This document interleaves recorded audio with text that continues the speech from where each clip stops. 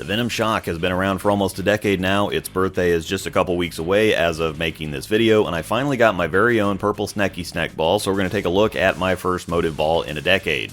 I am on the Kegel Chromium Challenge pattern at Royal Crest Lanes in Lawrence, Kansas, where they always take great care of us. We use this pattern for testing because it's a good benchmark pattern. It's not too easy, but it's not too tough, so it really helps us figure out where balls fit and how they relate and compare to each other. The graph is linked in the description if you want to take a look at the details. My layout information is up on the screen for those that understand, and if you don't know what all these numbers mean or all the core numbers we're going to talk about next, I have a few instructional videos linked in the description that will teach you everything you need to know about cores, core dynamics, and layouts, but I still need to share the details for the more experienced viewers. There's going to be some Grandpa Luke story time in here, and I've also been sucking at my left side spares the last couple months, so I decided to give the reset button a well-deserved break and shoot most of what I left while filming with my brand new retro roto grip spare ball, and I thought I'd just leave them in here. The ones I made, though, of course, I mean, it's not a proper YouTube ball review unless you edit out all the bad shots, right?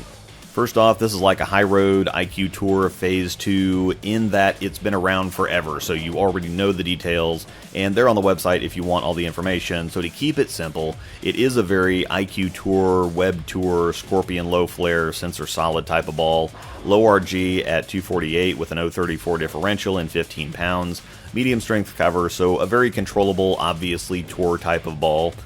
You may notice here that the Turmoil MFS solid cover looks pretty dull to start out with. It comes at 4000 grit LSS, which is laser scan sanded, meaning that it's sanded to that specific grit rather than finished with a 4000 pad. And I did take it down to 2000 grit because quite a few people requested a comparison to the Scorpion low flare. I'll have a small preview of that near the end of the video, and I did run through the filming twice, so I did my usual couple games, then started over and bowled a couple more games after I'd gotten a little lane shine on it, so we have plenty to watch here while I yap. Motiv was actually the company I was throwing before I signed with Storm, and while I signed in January 2015 and the Shock released on March 28th of 2014, it was just another ball at the time, and my current arsenal was bulletproof. I started talking to Storm the summer of 2014, so I drilled a couple of Bolt and Star balls, and the rest is history, so I never got around to drilling a Shock. Fortunately for me, they're still making them, and it's a little weird to remember thinking, oh cool, but I don't need that when it came out, then see the popularity over the next several years and think I wish I'd have gotten a chance to throw it, and now surprisingly I'm getting that chance. Now I did throw some of the all-time Motiv greats like the original / first run Primal Rage. I actually had 3 of those, 2 righty and 1 lefty, and here's a super treat because I actually took a one-shot clip one day and uploaded it to the channel on January 1st, 2014 before the channel was even a thing in the early days of being a lefty. Yikes-opotamus. I also had a couple Sigma Tours, an original Covert Revolt, the Silver Tribal, so on and so forth. The Shock is everything I expected it to be, and that puts me on the fence because balls that shape like this are generally hit and miss with fitting my game on the left side. It's a very archy and directional ball that kind of feels like a Phase 2. Now I think this would have been nails for me on the right side, like the P2 is, but on the left side, directional balls tend to stand up on me, and as I started moving in, I did have some flat 7s. However, this is a tour type of ball. It's not really built for angle in the first place, but I'm also not asking it to do anything crazy. However, again, it does still have a lot of surface on it, so that's partially why I did a double take once I knocked the dust off. A little slower speed, and I'm back in business and can continue to move. What's really funny here is that Storm Summit has been an absolute monster for me for most of this league season, and a big part of that is because it doesn't really act like a Storm ball.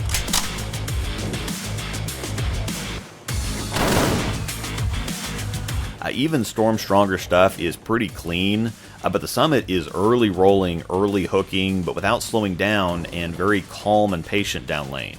It doesn't really rev much either, it has a gradual climbing continuous motion, and feels like I'm just throwing a big round chunk of granite or something. It's a very unstorm-like feel. So once I got about 15 shots on the Shock, I'm going, this is interesting. I happened to bring a freshly drilled Summit to filming because I wanted to get a few more games on the cover to take the edge off, so I filmed a little with that too. I'll show you that later in the video, but to finish the thought and move on, the Summit feels like a Motiv ball. If it and the Shock were the same color, I think I'd have a little trouble telling them apart. It's pretty obvious to see why the Shock has been around so long. It's very early rolling and fairly strong without really being early hooking. It's really controllable from front to back and side to side, one of the most stable rolling balls I've ever thrown. It's an absolute pocket magnet because it's strong enough to get back from wide shots but smooth enough to hold on misses in, while reading the lane through the oil so well that it doesn't really overskate or hydroplane. The shape is the one thing that gets me. It looks good and it feels good, and it was really hard to miss the pocket with, but flat corners will be a part of life because I stay more behind the ball, and the directional nature doesn't give me a ton of forgiveness on the half pocket hits. Now, at the same time though, I've said before that more directional balls can help me stay straighter or more square because it's not going to try to pick up and take off. I had similar issues with the tour dynamics, but if I have a shot straight up between first and second arrow, it's deadly, and I expect the same will be true of the shock.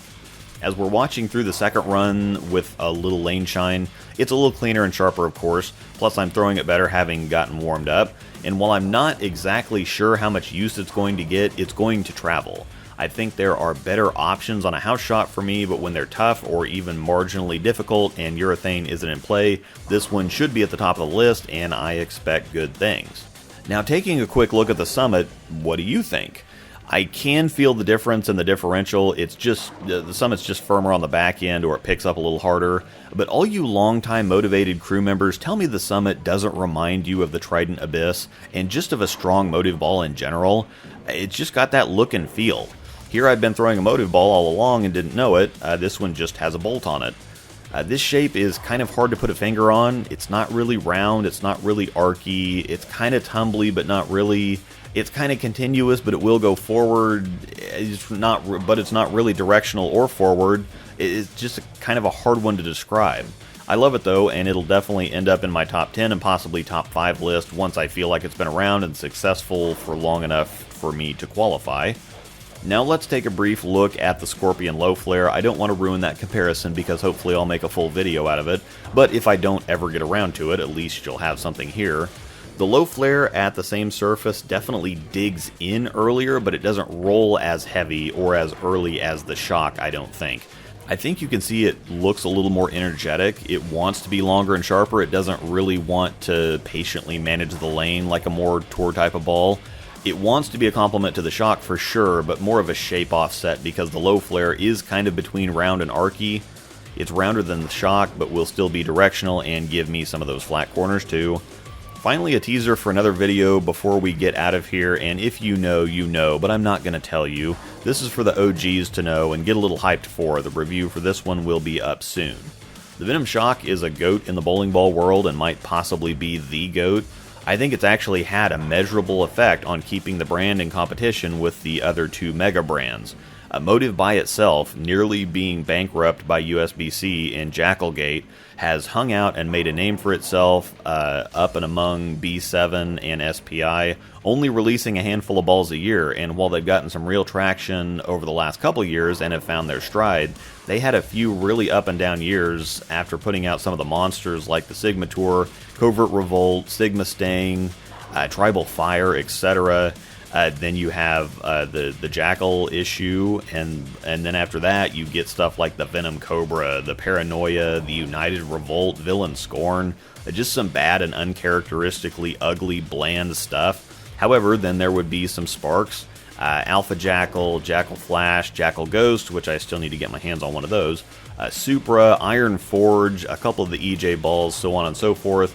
Now there's some real bangers like the Primal Shock, really the entire Venom line that's out there right now, a Raptor Fury, and I have to have an Evoke. I'd definitely do more for an Evoke than I would for a Klondike bar.